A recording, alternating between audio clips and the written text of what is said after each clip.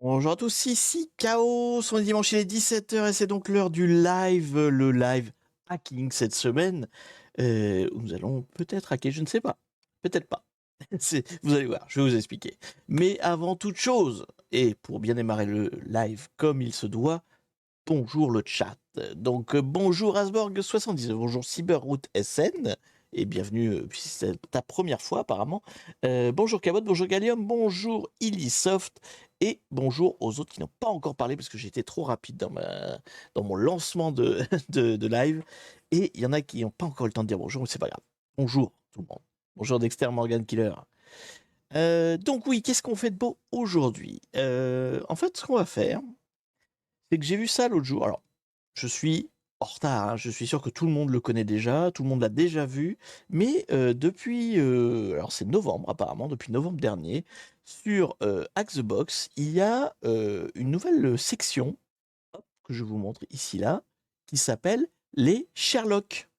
Voilà, les Sherlock. C'est quoi-ti, c'est quoi donc? Bah, j'en sais trop rien, puisque j'en ai pas lancé un seul, mais de ce que je vois dans la description, c'est donc des challenges orienté sécu, en fait, orienté défenseur. C'est-à-dire que c'est pas, on joue pas le rôle de l'attaquant, du hacker, on joue le rôle du gars qui arrive derrière et qui répare les conneries ou qui empêche l'attaque de se produire. Enfin, je sais pas exactement à quel niveau on se situe, mais voilà, c'est de la blue team exactement Gallium. C'est ce que j'ai mis dans, je sais plus dans le titre ou dans le tweet. Enfin, bon, voilà. Donc en gros, c'est toute une série de challenges là, donc c'est les Sherlock là, hein, qui sont là. Donc moi, je vais faire que les retirer, hein, parce que toujours pareil, je ne live que les trucs retirés. Et il y a plusieurs catégories. Alors attendez, hop là. On va les faire un peu dans l'ordre, je sais pas, on va voir. Je ne sais pas du tout à quoi ça, qu'est-ce que ça donne, si c'est rapide ou pas à faire. Donc on va y aller tranquillou, puis on verra bien. Si c'est rapide, on en fera plusieurs. Donc il y a plusieurs catégories. Il y a les DFIR. Alors ça, c'est les, alors, je sais plus ce que veut dire l'acronyme exactement, mais c'est la réponse à incident en gros. C'est le gars qui va regarder, qui va analyser ce qui s'est passé en fait.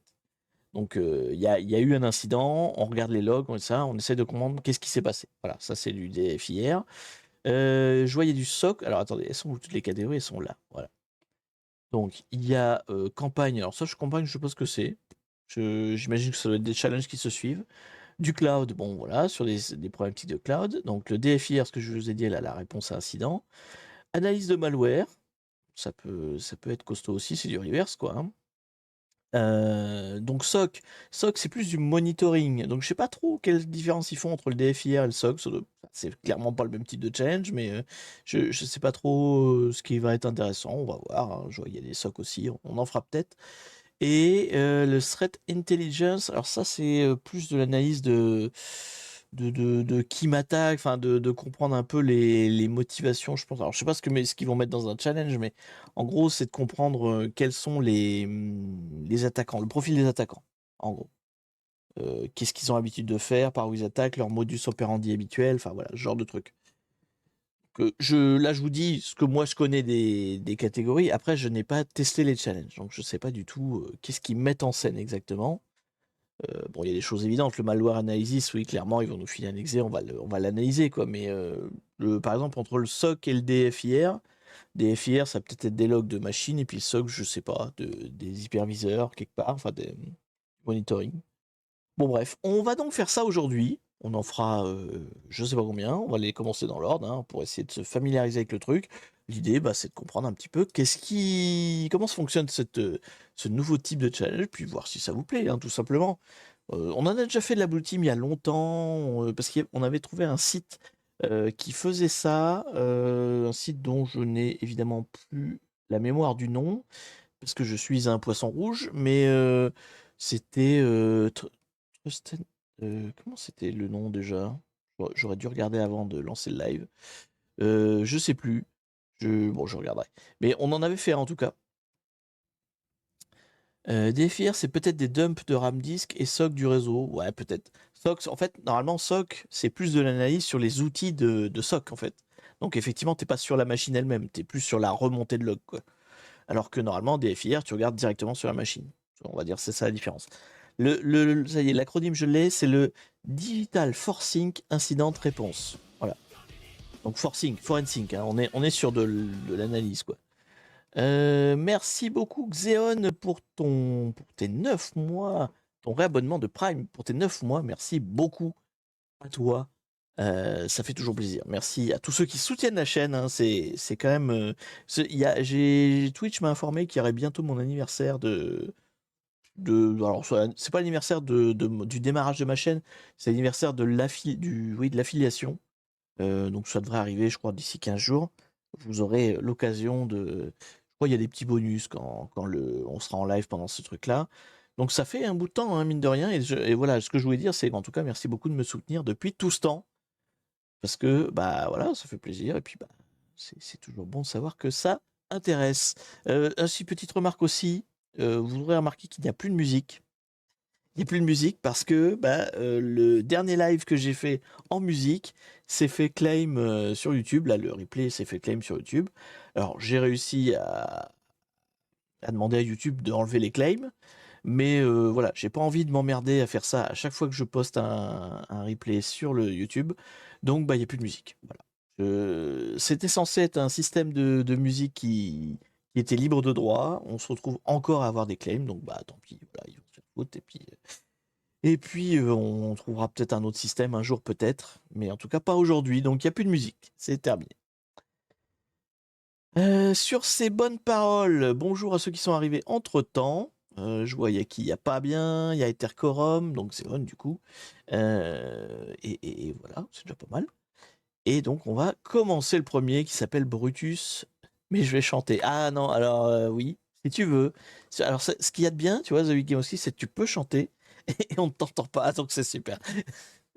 Mais par contre, s'il pleut par chez toi, on se posera pas la question. Moi, je vais pas chanter parce que il pleut déjà suffisamment. Il n'y a pas besoin d'en rajouter.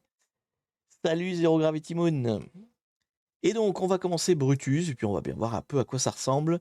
Ce que j'ai peur, enfin, c'est pas vraiment peur, mais manifestement, oui, c'est ça. En fait, c'est pas des machines sur lesquelles on va se connecter, c'est des zips à récupérer, en fait. Et ben, on va récupérer les zips. Hop.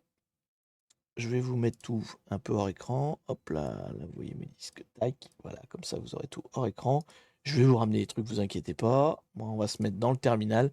On essaiera autant que possible de le faire dans la VM Kali. Enfin, c'est pas une VM, c'est une WSL. Mais voilà. S'il y a des outils plus simples sous Windows, je le ferai carrément sous Windows. Je vais pas me faire chier. Parce que là, a priori, il n'y a pas de. C'est de l'intelligence, quoi. C'est pas vraiment des outils, pour le coup. Donc, on va ramener. J'ai téléchargé le premier challenge, hein, celui qui s'appelle Brutus, et puis on va commencer par celui-là. Hop, on va le ramener tranquillement. Brutus. Brutus. Ok.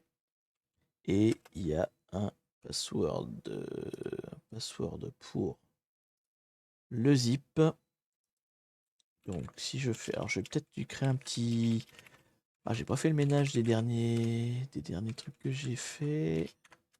Je fais le ménage. Je fais un petit répertoire. On va appeler ça comment The Box, voilà. On va mettre ça dedans parce que s'il faut dézipper des tas de trucs, au moins ce sera rangé.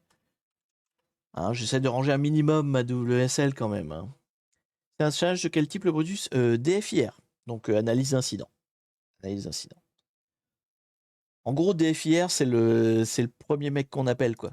c'est le mec qu'on dit. Alors, il y a celui qui empêche la propagation, si tu veux, mais le premier analyste, c'est le DFIR. C'est le gars qui est là pour dire. Il doit dire qu'est-ce qui s'est passé, comment ça s'est passé. Voilà. C'est en gros la mission. Donc, on va voir ce qu'il en est. Donc, Brutus. Skipping, oui. Il sait dézipper les zips. Non, je sais pas 7-zip là-dessus. Qu'est-ce qu'on a pour dézipper? Je sais plus, moi.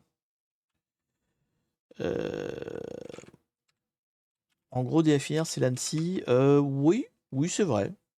Souvent, les DSI n'ont pas forcément la capacité de le faire eux-mêmes et donc ils envoient les infos à l'ANSI, oui. Tu as raison. Bon, une zip peut pas dézipper. Ça commence bien. On va installer 7-zip. Et l'idée aussi d'avoir une zip qui dézippe pas tout. Bref.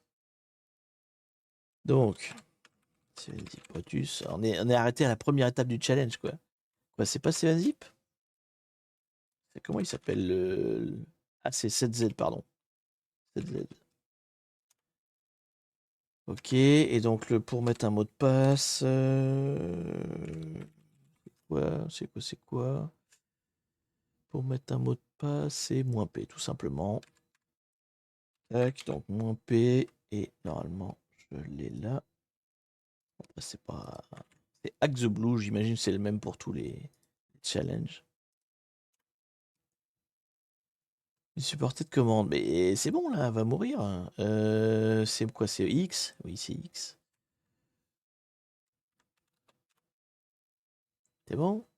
Ok, on peut démarrer le challenge? Parce que bon, on va pas rester coincé sur le Brutus, sur le zip. Alors par contre, c'est un challenge avec des questions, ce qui est à peu près logique, hein, pour le coup, ça me choque moins qu'un catch de flag. Un catch de flag, les questions, elles servent à te guider et tout, mais là, on est sur une enquête. C'est un peu la police, qu'est-ce qu'elle nous demande, quoi. On va voir si enfin, si on va regarder les questions, parce que je vois pas comment je trouverai autrement. Donc, qu'est-ce qu'il faut qu'on fasse? Analyser le fichier hôte.log. Pouvez-vous identifier l'IP utilisé par l'attaquant pour mener son attaque? Apparemment, c'est une attaque de brute force. Oui, j'ai pas lu le résumé, donc... Dans ce challenge très easy de Sherlock, vous allez vous familiariser avec les commandes, enfin avec les fichiers hôte.log et wtmp.log. Et on va explorer un scénario où c'est donc une brute force. Il y a eu un brute force sur le SSH. D'accord. Donc l'attaquant a fini par y arriver. Et il a fait d'autres trucs, qui sera, j'imagine, à nous de déterminer. Blablabla. Bon, ok.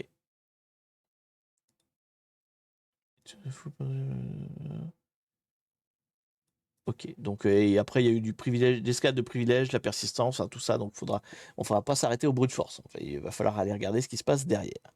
Donc première chose, quelle est l'IP de l'attaquant? On va aller regarder. Je suis pas dans ma fenêtre, voilà. Qu'est-ce qui se passe, bro? Donc ce fichier-là, hôte.log, hein, pour ceux qui savent pas, il y a toutes les tentatives de connexion, tout simplement. Hein, Hop là, bonjour les top cleaners.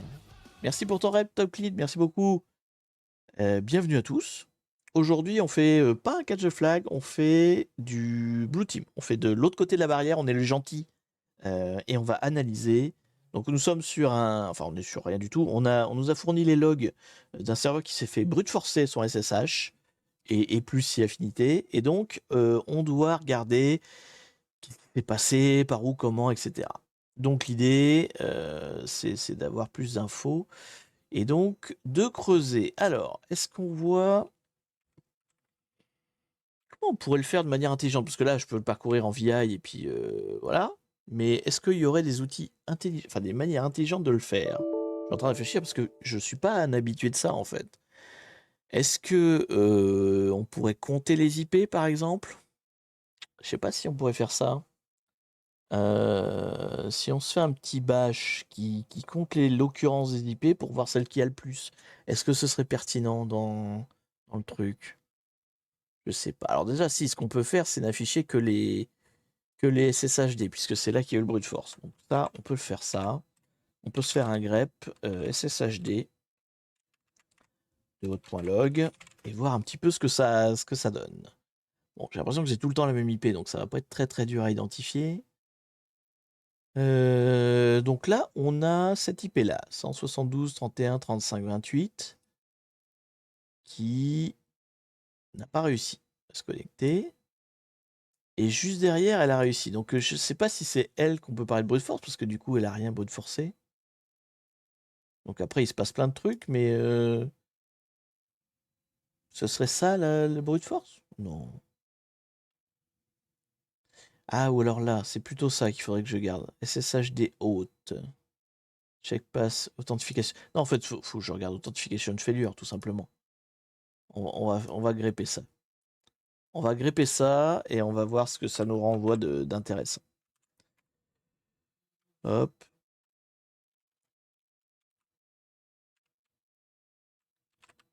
Parce qu'après tout, c'est ça qui nous intéresse le plus. Ok, donc on a une failure. Air host. Alors du coup, c'est quoi cette IP là? Ça, c'est l'IP de quoi? Parce que C'est celui-là l'IP de l'attaquant?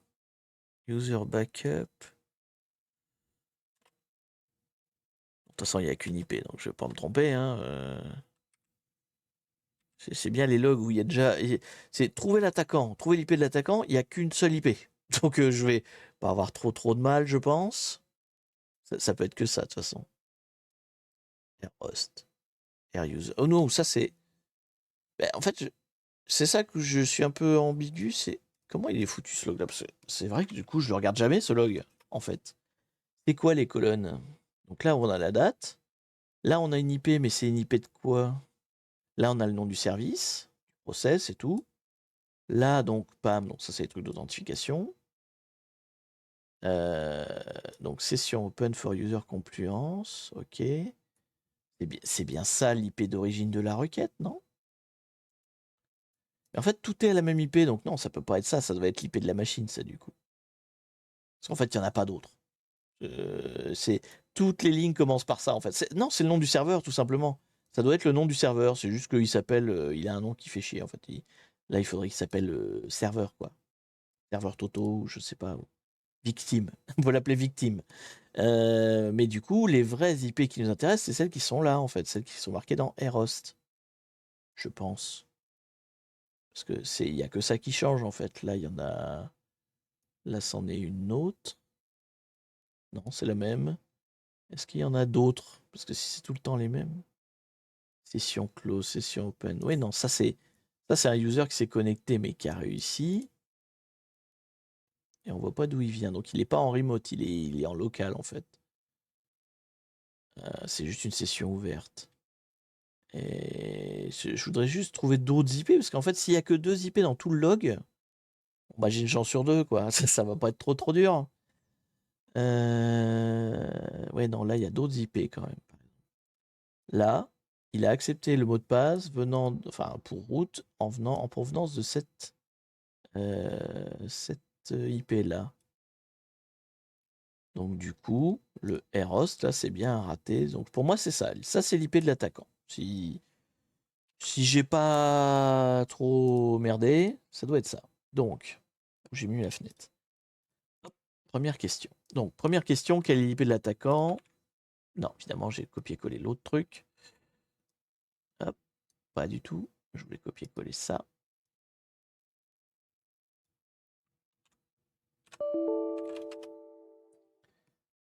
Donc, IP. Ah, mais bon, je vais la réécrire parce que le copier-coller, c'est toujours une galère. Donc, c'est 65.2.161.68. Je vais plus vite à la copier à la main qu'à la recopier-coller. Est-ce que c'est ça? Oui, c'est ça. Ça va. Jusqu'ici, tout va bien. C'est un very easy, hein, attention. Alors, donc, le brute force. Donc, il y a eu du brute force. Il a fini par y arriver. Et l'attaquant a gagné l'accès à un compte sur le serveur. Quel est le nom de son compte? Donc, on doit avoir plein de fêlures. Et tout d'un coup, il y a un réussi. Donc là, si ce qu'on pourrait... Ouais, non, je vais voir. Donc, on a failure. Tac, tac, tac. Est-ce qu'à un moment donné, il se log? En fait, j'aurais dû parcourir dans l'autre sens. Si je pars de la fin et que je remonte, je vais avoir le dernier failure.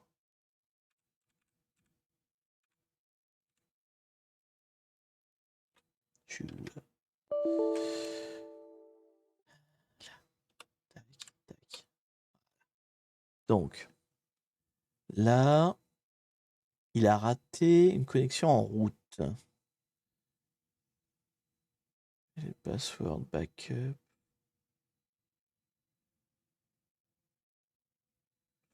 Connexion close by authentification user. Backup. Donc apparemment, il a réussi à aller sur backup. Non? Fail password. Quand est-ce qu'il a réussi? Là, il a réussi le mot de passe route. Merde.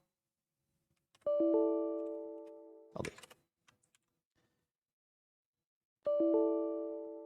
On est bien d'accord que... session close. Là. Non. En fait, il faudrait que j'ai un outil peut-être plus...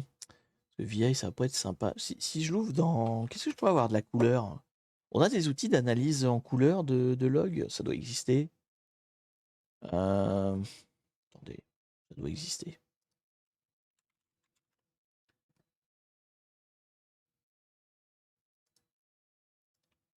Forensic Tool, autre.log. Je suis sûr, il y a des outils qui te font des trucs en couleur et tout sympa, quoi.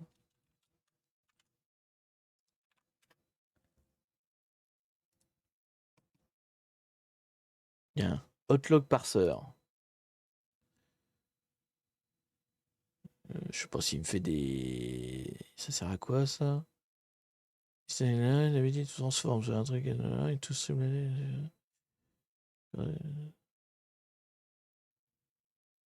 Donc, il analyse les hostnames, les lignes, il compte les lignes, la taille du log, le début, la fin, la duration. Oui, bah, c'est ce qui est écrit dans le log. Qu'est-ce qu'il fait de plus? Il fait des tables statistiques. Mais c'est quoi? C'est un outil? C'est un open source? Je peux installer ce truc-là?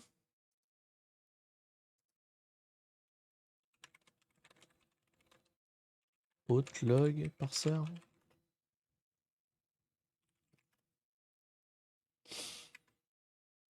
Non.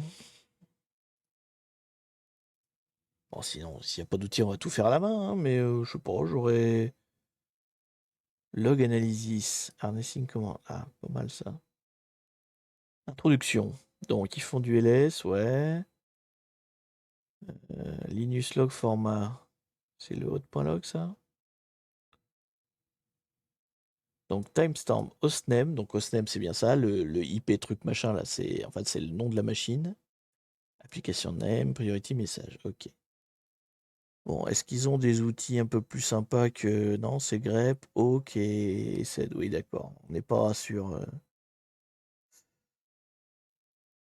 Il n'y a pas d'outils plus sympathiques que ça. LNAV? LNAV. J'ai LNAV? Non. Est-ce que je peux avoir LNAV? Non plus. Il n'existe pas pour... Il n'existe pas sur Kali? Perl Navigator, langage server... Non, ça c'est autre chose. Go Access. Ah, c'est le moment de sortir tous vos meilleurs outils. Hein. Ben, après, on fait pas souvent, c'est vrai, de le... Alors, sudo apt install go access. Qu'est-ce que ça fait de beau, ça?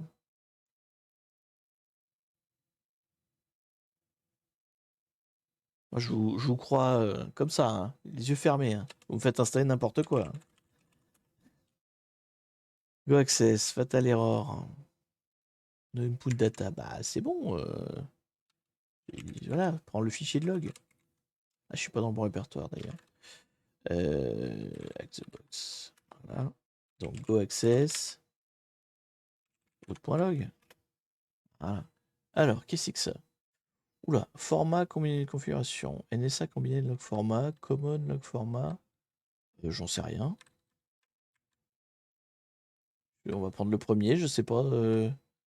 Space to toggle, enter to proceed. Ouais, je sais pas. Log format.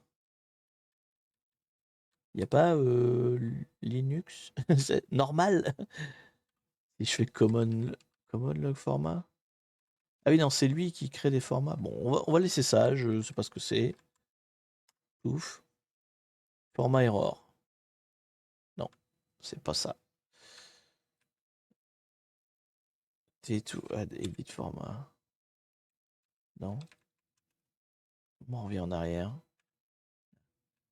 C'est un common tout simplement. Non plus.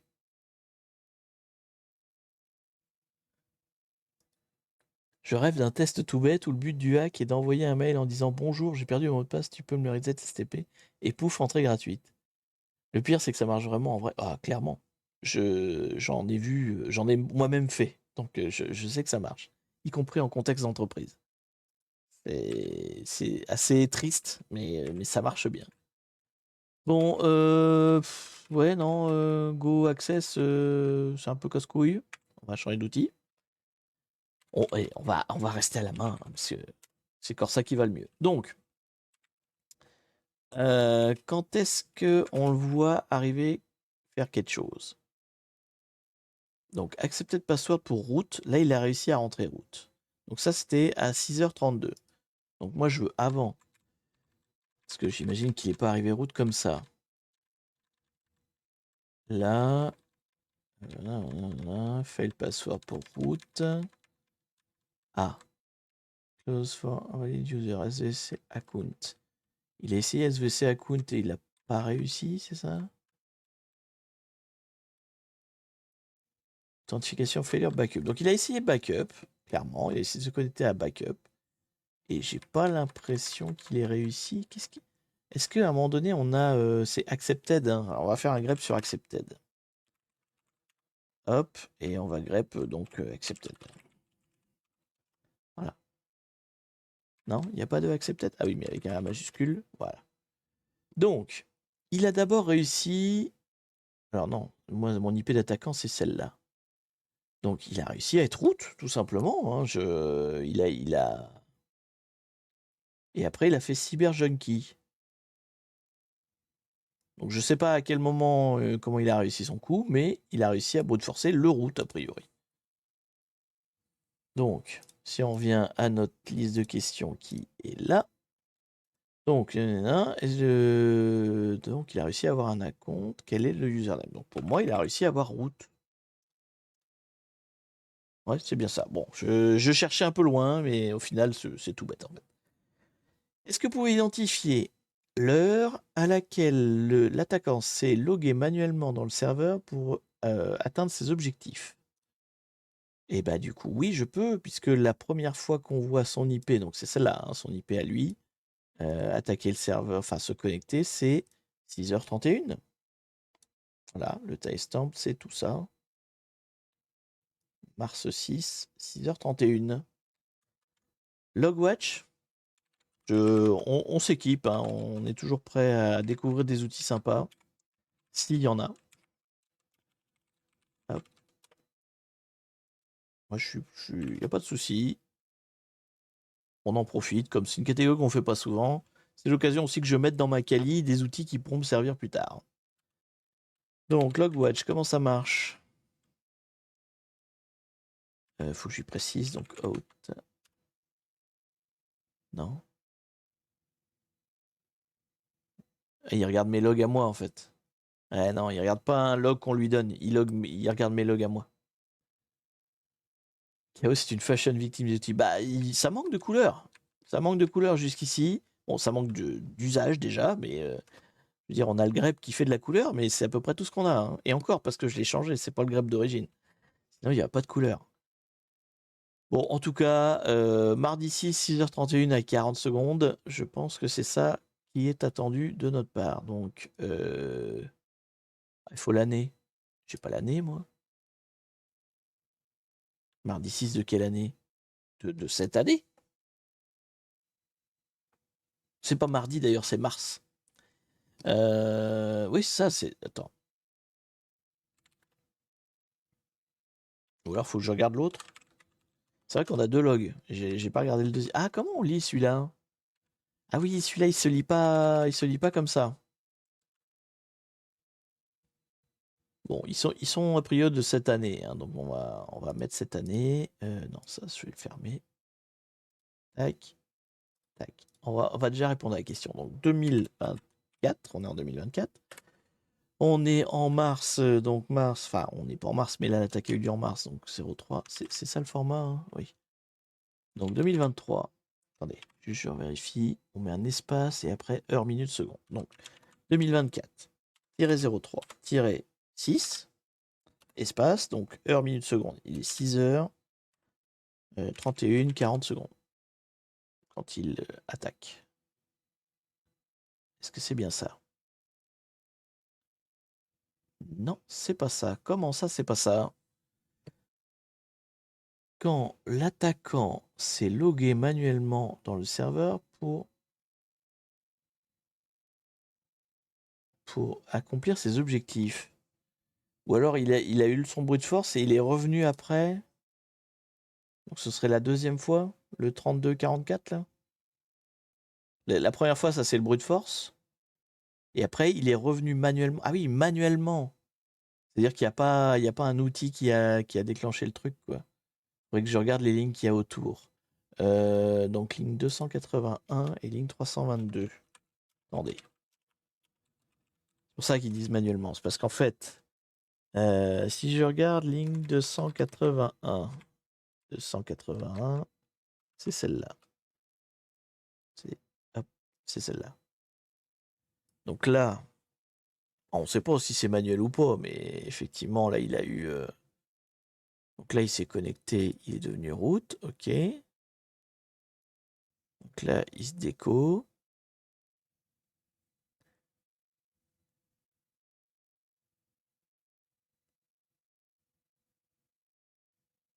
Il essaye d'autres trucs.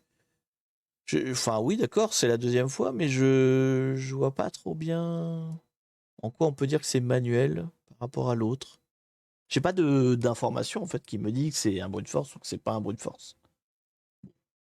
Donc du coup, c'est à 32 et 44 secondes.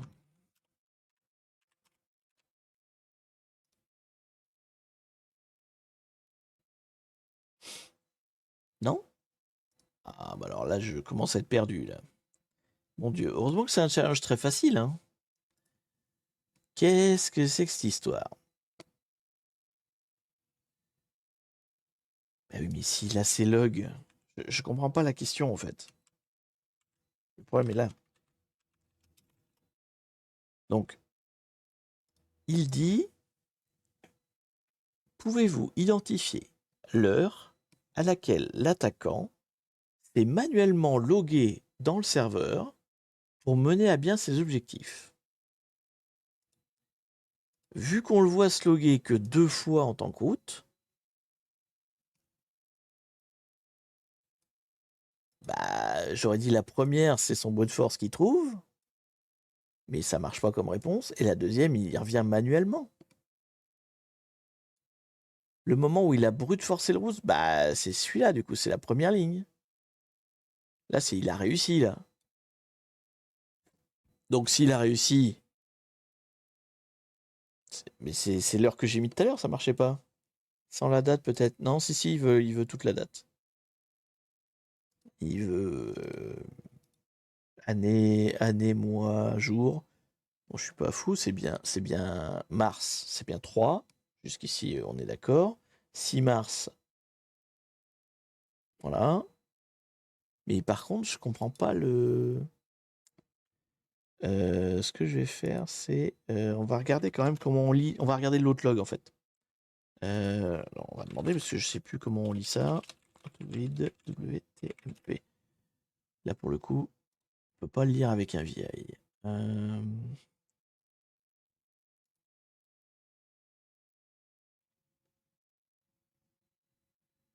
Donc, tiens, que news last. D'accord, last, ça permet de lire ce fichier-là. Donc, du coup,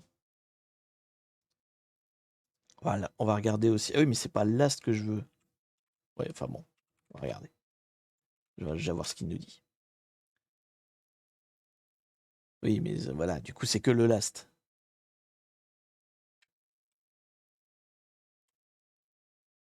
J'ai la réponse si tu veux pas y passer la journée. Mais alors, si je veux bien la réponse, mais uniquement s'il y a une logique. Enfin, t'as la réponse parce que je l'ai mal tapé. Enfin, voilà. Si je me suis gouré de format, je veux bien. Je veux bien que tu me donnes la réponse. Par contre, si c'est pas la bonne ligne, si j'ai loupé quelque chose, là, il faut que je le trouve.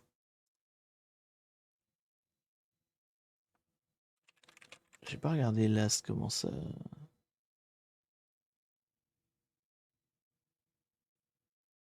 Tu l'auras pas avec le grep à cause des différences GMT? Sans déconner, c'est une connerie comme ça? Mais quand tu fais un VI, enfin là il n'est pas interprété, ça c'est vraiment le log. Donc j'aurais forcément, enfin, je comprends pas en fait.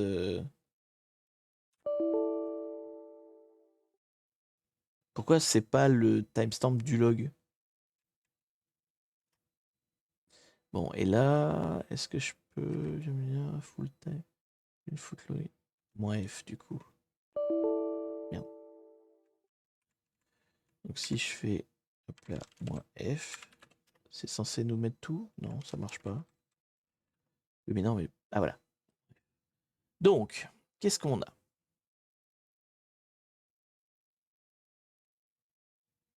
Ah, du coup, c'est 7 heures. C'est heure locale en fait. Donc là, on voit quoi? On voit qu'il s'est connecté. Donc il y a eu. Ça va être dans l'autre sens. On descend et on remonte. Donc, connexion, déconnexion, blablabla. Là, on a un reboot du système. OK. Donc ça, c'est l'autre log. Hein. L'autre log qui a l'air intéressant et qui est peut-être plus facile à lire. Donc ça, c'est pas l'IP de notre attaquant. Donc on s'en fout. Donc notre attaquant, il est là.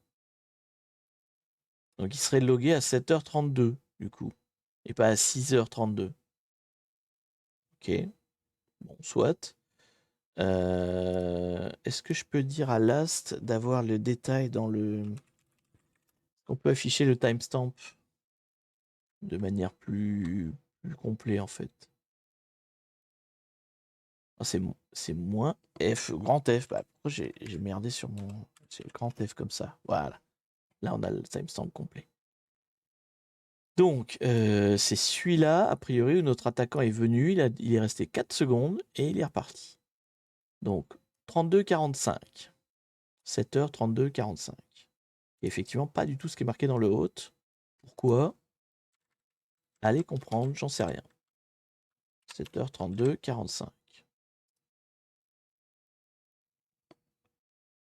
Retire 1 heure. Donc, je mets du coup 6h32-45. Donc, c'est l'heure du hôte. C'est l'heure du hôte, mais c'est l'heure 45. Pourquoi 45 alors que dans l'autre log, c'est marqué qu'à 44, à 40, il est logué en fait. Ça, je comprends pas très bien, mais bon, soit. Soit, admettons. Allez, au moins on a appris à utiliser Last. C'est déjà ça. Quelle est la question suivante? Donc, le login, les sessions du login sont traquées et ont une session, un numéro de session assigné. Quel est le numéro de session pour l'attaquant pour la session de la question d'avant? Oui, alors. Ça, je l'ai vu tout à l'heure. Je l'ai vu tout à l'heure. Je l'ai vu dans le hôte. Donc quand j'ai fait mon grep, hein, non, c'était pas là. Je l'ai vu quand j'ai regardé dans le vieil. Donc on sait que ça s'est passé à 6h32. C'est là. 32, 32, 44. Voilà, ici. Donc là, il se connecte. Touk touk, ça ouvre une session. Mais je suis désolé, là, il est encore 44. Hein. Je sais pas pourquoi la bonne réponse, ce serait 45. Alors que là, il dit qu'à 44, c'est bon. La session est ouverte. Et donc, du coup, il l'a numéroté 37. Ok, bon. Ça va. Ça, je comprends. Ensuite, l'attaquant a ajouté un nouvel utilisateur dans sa stratégie de persistance sur le serveur et lui a donné plein de privilèges. Quel est le nom de ce compte? Bah, j'imagine que c'est CyberJunkie, vu que c'est le seul compte qu'on voit venir après, en fait. Vous l'avez là, hein, ta route, toc toc, et puis tout d'un coup, avec sa même IP d'attaquant, il y a Cyber. Alors là, il n'y a pas tout le nom, mais c'est CyberJunkie, j'ai vu tout à l'heure. Là, j'ai vu là. Hop. J'imagine que c'est celui-là, même si c'est pas dit explicitement qu'il a tous les droits, en fait. J'en sais rien, en fait, qu'il ait tous les droits. Là, je trouve qu'il interprète un peu vite, mais bon, soit. J'ai pas de log, en fait, qui me dit qu'est-ce qu'il a fait. Il me faudrait le bash historique, quoi. Remarque, j'ai peut-être le bash historique, j'ai pas regardé. Peut-être qu'il est caché. Non, j'ai pas le bash historique. Donc, CyberJunkie, il a rajouté un compte CyberJunkie et il s'en est servi comme persistance. Quel est... Oula, alors ça va être une question à la con. Quel est le référent Mitre Attack de la technique utilisée pour la persistance? Oh, ça va être une galère à trouver. Je m'y retrouve pas avec le Mitre Attack. Je sais que c'est très intéressant, mais j'arrive jamais à retrouver des trucs qui correspondent à ce que veut Hack the Box, quoi. Donc en gros, c'est quoi Mitrattack, hein, c'est ça. C'est en fait une espèce de comment dire, de tableau global de tous les types d'attaques, à tous les niveaux. Vous voyez, vous avez la reconnaissance, l'accès, l'exécution à persistance, etc. Les scales de privilèges, il y a tout. Et chaque truc est référencé avec un code explicite. Et après, il rattache ça aux différents profils d'attaques connues, d'attaquants connus. Enfin bon, c'est une espèce de grosse base de données comme ça où tu peux naviguer et essayer de retrouver. Par exemple, si j'appuie sur, je sais pas, donc persistance, manipulation de compte, bah, ça va me dire quels sont les exemples de criminels qui font ça et s'il y avait une faille connue, voilà, les exemples de failles qui correspondent à ça aussi, quoi, quand il y en a. Là, en l'occurrence, bah, ce serait ça, du coup, à compte manipulation. Alors, attends. Quelle attaque, quel est l'ID de subtechnique utilisé pour la persistance? Donc, on parle de persistance, et il a créé un compte. Donc, oui, c'est ça, c'est account manipulation. Il y a quoi d'autre? C'est pas un job bits, c'est pas un auto start. Il touche pas à create account, c'est create account. Il a créé un compte. Donc c'est l'ID T1136. Voilà, c'est une espèce de grosse matrice comme ça qui permet de tout classifier et de tout ranger dans des cases. Bon, je trouve ça un petit peu laborieux, mais bon, c'est intéressant à regarder. Je trouve que c'est pas très pratique à utiliser, mais parce que je sais pas m'en servir. Alors, il y a plusieurs subtechniques. Donc, est-ce que c'est la 1, 2 ou 3? C'est quoi la différence? Hop là. Alors, il a créé quoi comme compte? Un compte local, un compte domaine, un compte cloud. Bah, un compte local, a priori. Donc, ce serait la T1136001. Je veux dire, c'est super marrant, mais on s'en fout, en fait. Que ce soit la 1136, la 4036 ou la 2024, on en a rien à péter, en fait. Donc, voilà. C'est un outil, vous savez qu'il existe. Euh, je- j'ai jamais, enfin, outre que l'aspect, je veux dire, culture, tu vois, encyclopédie, où là, genre, t'as tous les types d'attaques.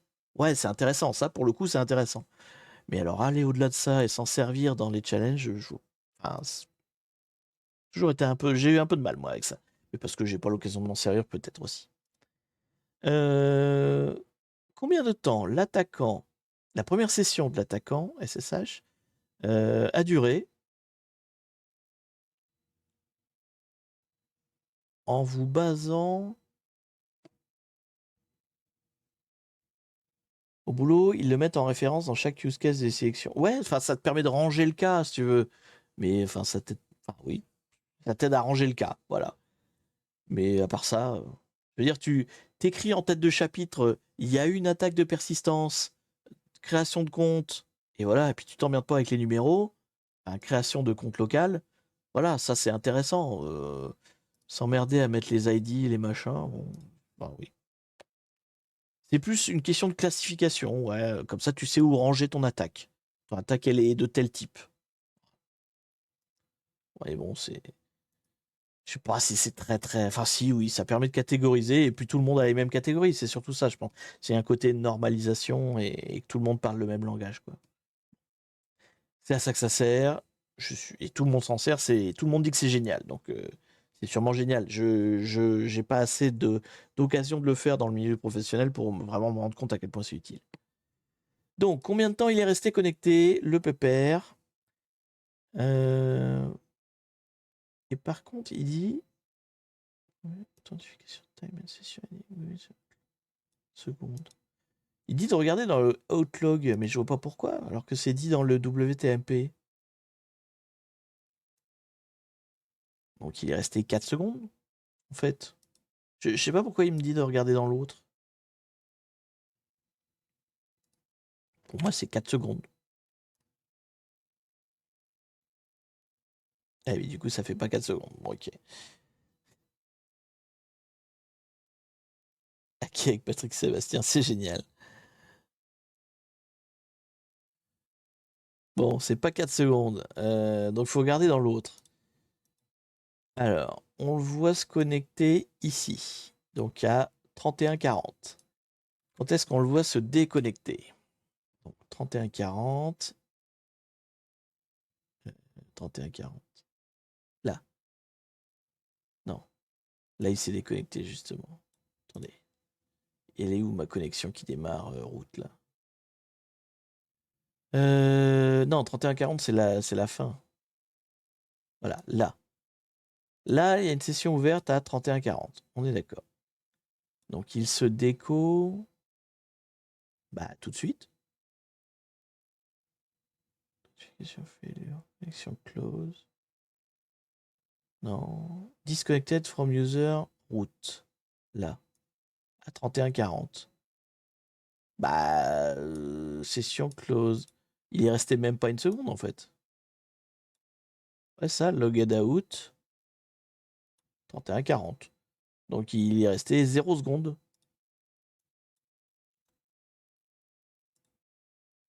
Non? Bah.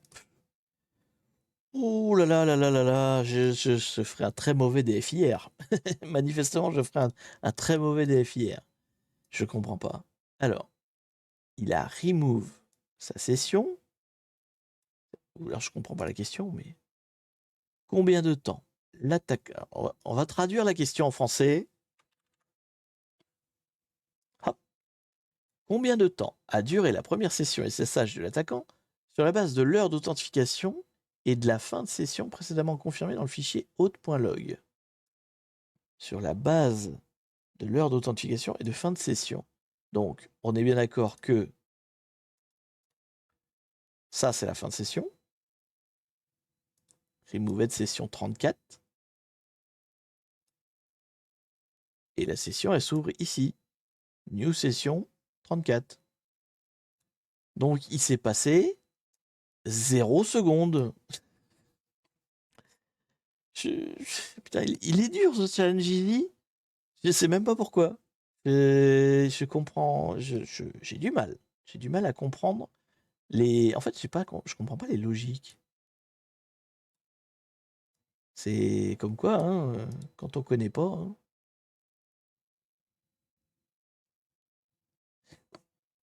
Hein. Sur la base de l'heure d'authentification. L'heure d'authentification, session open. Elle est là, l'heure d'authentification. 31h40. Peut-être pour faire comprendre que l'attaquant a utilisé un script pour aller aussi vite. Oui, d'accord, mais le problème, c'est que la réponse ne marche pas. Si je mets 0, bah, il marche pas. Donc, moi, je veux bien, mais je mets quoi? Je mets 1 seconde? Non? Integer. Ouais. Exemple 65. Donc, le nombre de secondes entre l'authentification. Ou alors, il parle de CyberJunkie. Il parle de l'autre session, celle qu'il a ouverte en tant que CyberJunkie après, avec sa persistance. Je sais même pas s'il se connecte avec. Si, il se connecte avec. Là. Du coup. Groupe add. Ah si, là on le voit dans le log qu'il s'est donné tous les droits.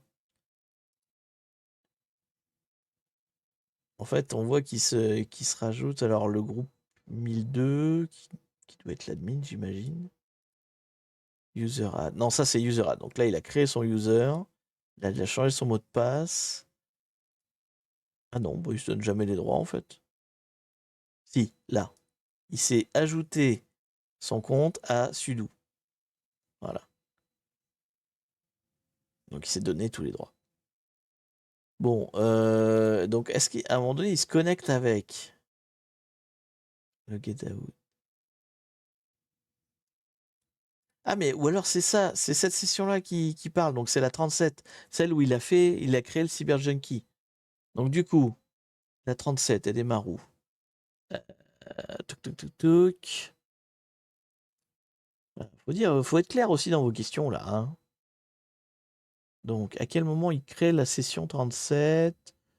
Non, ça c'est la 34. Il se reco. Là. La session 37, elle démarre ici. Donc, elle démarre à 6h32 et 44 secondes. C'est là où il va faire toute son création, sa persistance, sa création de compte et tout. Donc, 6h32, 44 secondes, et elle ferme à ici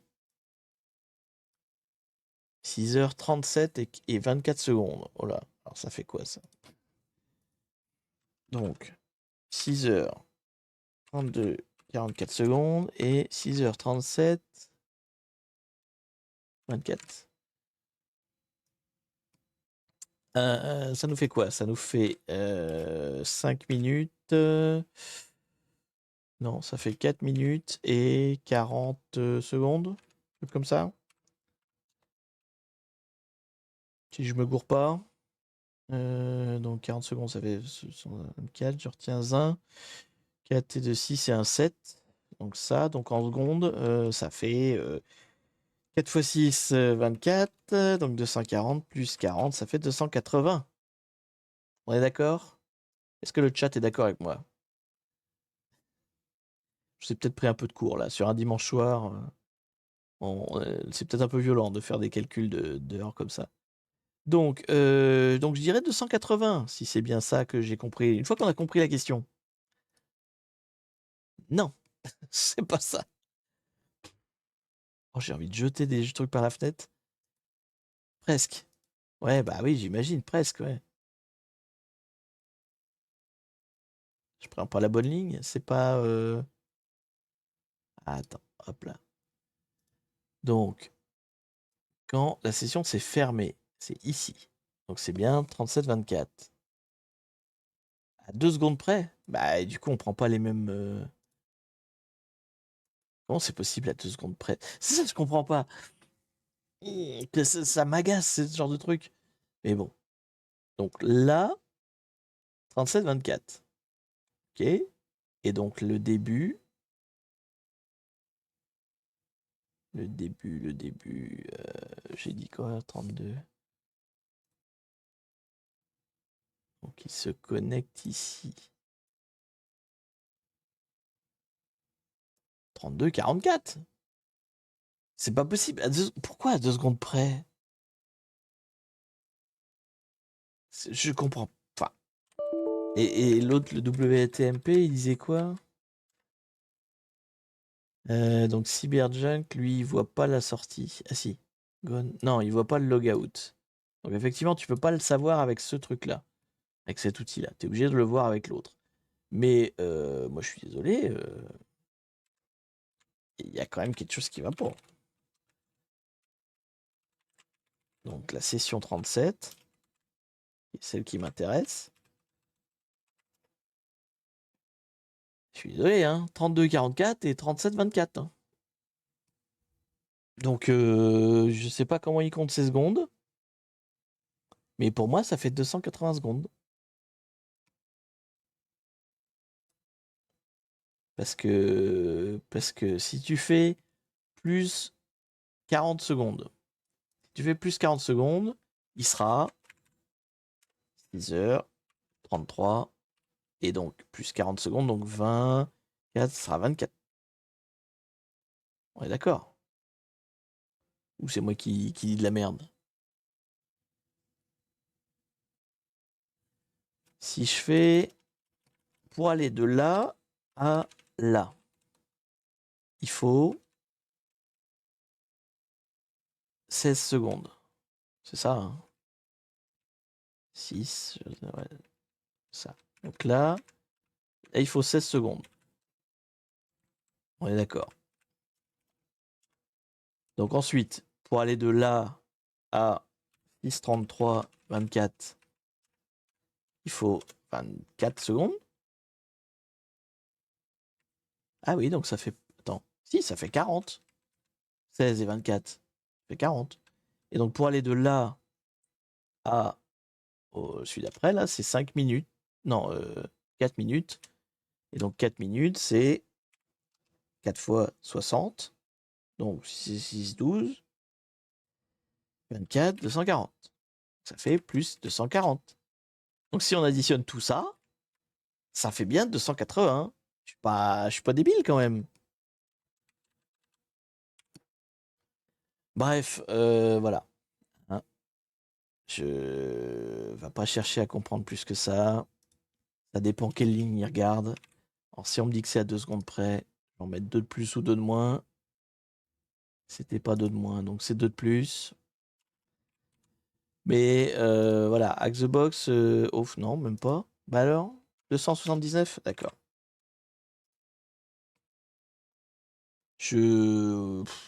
Hein.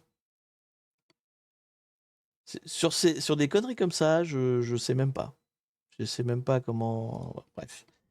Allez, dernier truc. L'attaquant s'est logué avec sa backdoor, avec son compte de backdoor. Ok, donc avec CyberJunkie. Et a utilisé ses privilèges pour télécharger un script. Quelle est la commande la commande exécutée avec sudo? Quelle est la full commande exécutée avec sudo? Donc, a priori, c'est une commande et une URL. Ok. Donc,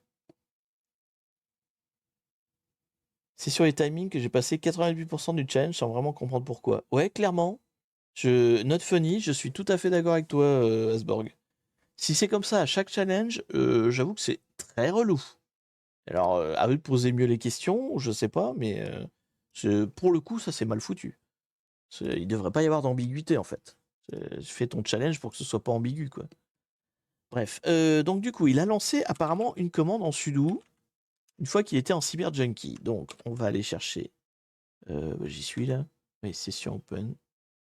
Bah, elle est là en fait. Je l'ai déjà en fait. C'est la ligne que je regardais tout à l'heure. Donc, du coup, il s'est servi de son CyberJunkie pour. Donc, il a fait télécharger avec un curl. Et il a été chercher quoi du coup? Anti-security linpair. Je sais pas ce que c'est linpair comme script. Ça sert à quoi? Est-ce qu'on peut y aller? On va y aller, mais pas en cliquant sur le lien, on va y aller en curieux gentil. Donc, linpair. Linpair GitHub. Qu'est-ce que ça fait ce script? C'est celui-là. Persistance toolkit. D'accord. Linux persistant toolkit. C'est vrai qu'on fait rarement de la persistance quand on fait des catch de flag. Donc, c'est un outil qui permet d'énumérer les programmes qui sont exécutés. Alors, énumérer un programme, ça combien exécuté. Ah, donc il te liste tout ce qu'il y a sur ton système qui peut servir à faire du reverse shell, un genre de GTFO bin embarqué, quoi. Et il te dit comment les rendre persistants pour reboot. Donc il énumère, il te dit, bah voilà, sur ton système, t'as ça. Oui, je vois, c'est marqué GTFO bin, ça en bas en plus. Ça a l'air marrant comme script. Faudrait que je m'en. Bah, tu me diras, c'est vrai qu'on fait jamais de persistance pour le coup. Donc éventuellement il fera un Whimper. Donc après il fait quoi? Il installe automatiquement le reverse shell. Voyons, c'est vraiment l'outil qui fait tout, quoi. Hein. Allez, il a trouvé un nouveau joujou. Bah, en catch de flag, je vois pas trop l'intérêt. Mais de fait, il a l'air de faire des trucs marrants, quoi. Je sais pas à quel point c'est fiable. Mais il a l'air de faire des trucs marrants. Parce que du coup, il installe lui-même les reverse shell. Ok, peut-être. En fait, je serais curieux. Ouais, si, je dois pouvoir l'utiliser comment dire, en catch the flag. Une fois que j'ai l'accès avec le premier user, je tente à l'InPair pour qu'il me dise qu'est-ce que je peux faire pour escalader. Ah, je sais pas. Je sais pas vraiment dans quelle occasion ça pourrait me servir, mais bon. Bon, bref, en tout cas, donc il a téléchargé ça. Donc c'est la réponse à la question. Hop, hop. Je copie-colle tout ça. Tac. Et c'est la réponse à la question. Et évidemment, ça m'a pas copié-collé la bonne ligne parce que le copier-coller reste mon adversaire ultime. Ne l'oublions jamais. Non, toujours pas. Putain, mais il fait chier.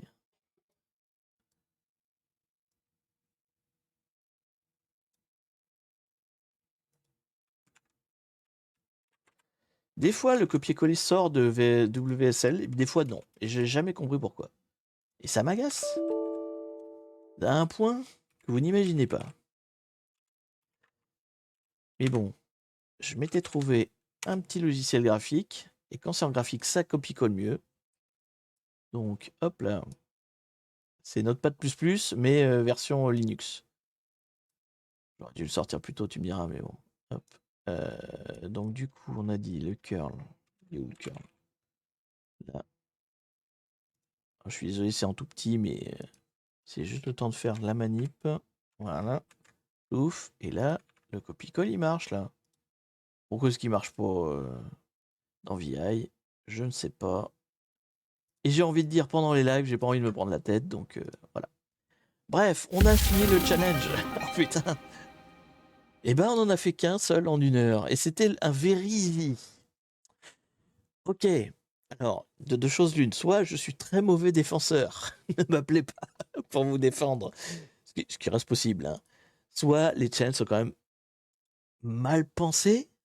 J'espère qu'ils sont pas tous comme ça. Mais celui-là, je vois ce qui te fait parcourir, si tu veux. Ok, il y a 2 logs à regarder, à comprendre comment ils fonctionnent et tout. Mais pourquoi les questions sont aussi complexes à répondre alors que bah, c'est pipeau en fait. On a eu un mal de chien à mettre le timestamp, un mal de chien à compter les secondes, donc c'est aussi un problème de timestamp. Bon, le reste était facile, mais oh là là, c'est ouais, un peu une plaie. Je sais pas si les autres sont de ce format-là. Bon, j'en ressors pas aussi joyeux que j'en suis rentré, on va dire.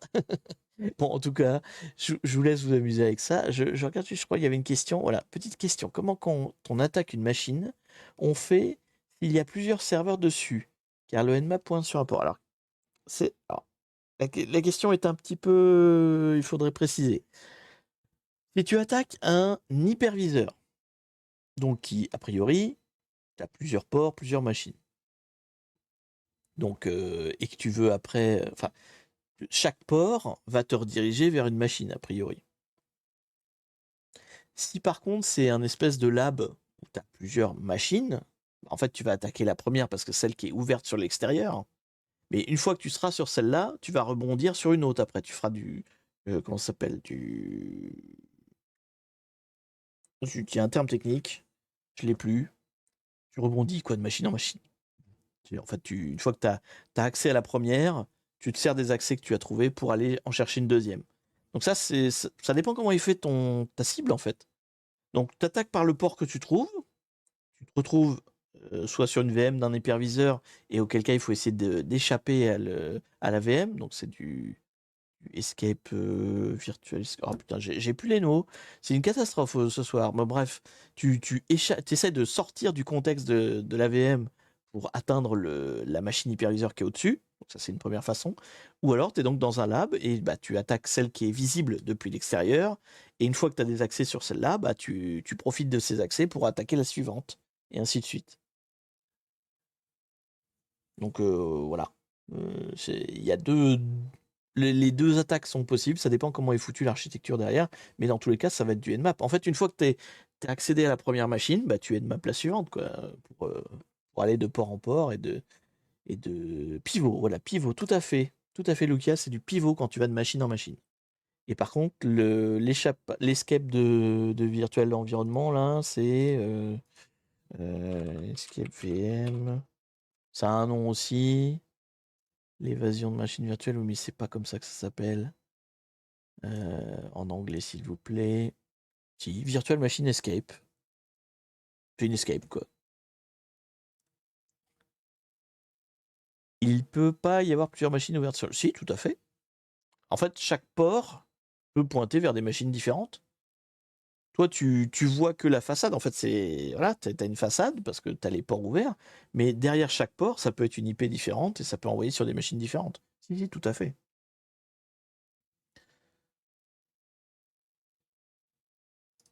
Hop, on va fermer tout ça. Bon, bah écoutez, c'était notre petite découverte des Sherlock. Je vous cache pas que ça m'a pas vraiment donné envie de continuer, mais bon, on va dire que c'est le premier. Peut-être que c'est un vieux, qu'il est mal fait, etc. Les autres, il est retiré. Hein. C'est vrai que Je vous l'ai dit au début, mais je le redis. On a joué à un challenge retiré, donc peut-être que les retirés sont mal pensés aussi, hein. Peut-être que les nouveaux, les actifs, tu me diras, oui, non. Il y a plus de very easy dans les actifs. Mais bon, en tout cas, peut-être que les actifs sont mieux écrits. Il y a peut-être de ça aussi, hein. Donc c'est peut-être ça qui pêche. Mais bon, en tout cas, c'était les Sherlock. Donc petit challenge de sécurité plutôt que d'attaque. Donc il y avait d'autres sites qui font ça, mais maintenant c'est aussi dans Xbox, c'est intéressant. Et regarde la note du challenge. Ah, elle est pas bonne. 4,6. Ah, c'est pas dégueu. Sherlock Info, review. Incorrect. Correct. 44. Ah oui, non, dans les reviews, ils disent tous que la question est fausse en fait. Ah oui, d'accord, carrément. En fait, toutes les reviews disent bah alors, le challenge est bien. Ça, c'est quand même 4 sur 5 qui sont généreux, hein. Mais il y a une question qui est fausse. Donc, bon, bah, ok. Et bah, enfin, je sais pas, moi, j'aurais une question fausse, donc qui casse le challenge, tu peux pas le finir, je mettrais pas 4 sur 5, hein. Moi, personnellement. Si j'avais une note à mettre, elle serait pas bonne, hein, mais bon. Elle est pas mal notée. Ouais, ouais, non, mais bon, clairement, je rejoins pas mal de reviewers qui disent qu'il y a une question qui est fausse. Donc, bah, ce serait bien qu'elle ne le soit plus. Bref. Est-ce que je. Non, je mets pas de review. Non, non, on va pas s'abaisser à ça. Vous pourrez en mettre si vous voulez.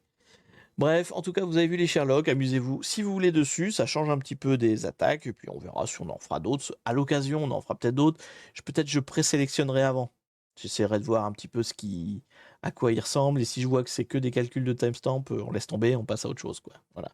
Mais ça, c'était la version des FIR, donc on lit des logs.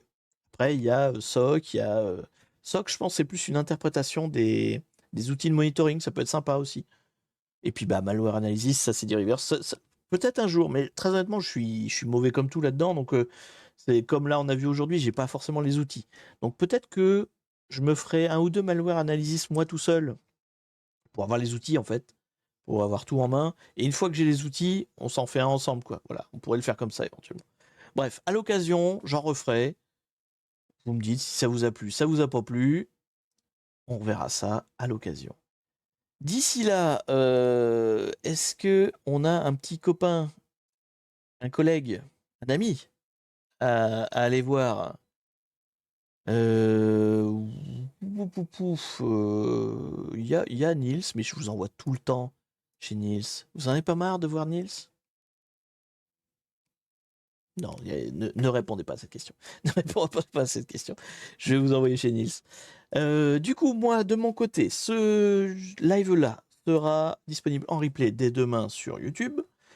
La semaine prochaine, on continue le gaming enfin le let's play de Alan Automaton Workshop.